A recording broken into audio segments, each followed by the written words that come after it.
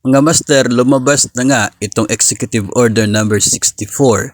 Posted na po sa website ng Official Gazette of the Philippines, kaya legit na talaga at tuloy na ang pagtaas ng sahod ng mga government personnel effective January 1, 2024 hanggang sa 2027.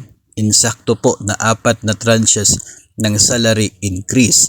No, ngayong umaga po uploaded na sa website ng Official Gazette, kaya legit na po talaga ito, matutuloy na. At ang coverage na nasabi pong pagtaas ng sahod ay civilian government personnel sa executive, legislative, and judicial branches, constitutional commissions and other constitutional offices, GOCCs na hindi covered ng RA 10149. Ito pong local government units regardless of the status, whether regular, contractual, or casual, appointive or elective, and on full-time or part-time basis.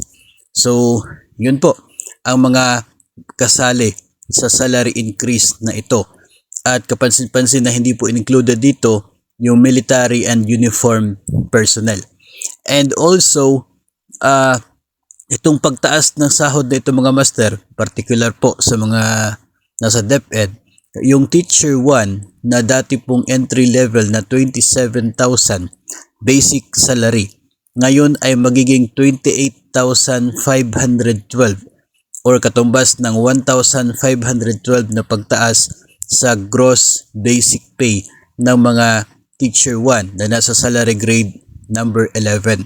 So yun po ang pagtaas ng sahod under the Executive Order number 64 series of 2024.